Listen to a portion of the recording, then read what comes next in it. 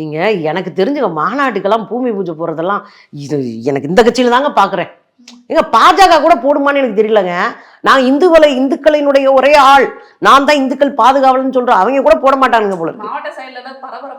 பரபரப்பாக போடுறாரு நம்ம அண்ணன் எல்லாம். புஷியானத்தெல்லாம் படுத்து கிடக்குறாரு குழிக்குழியேவா. இங்கேயே போடுங்கடா அப்படின்னு படுத்து கிடக்குறாருன்னா பாருங்களேன்.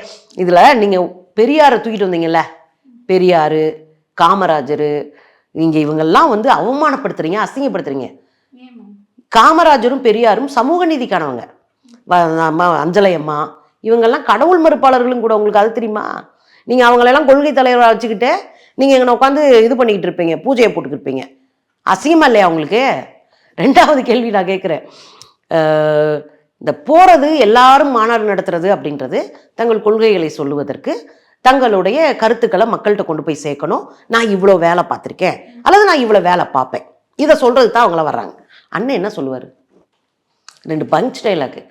திமுக தீய சக்தி. கொஞ்சம் உயரமா பேசணுன்னே நம்ம ஆளுங்க கைதட்டணும்.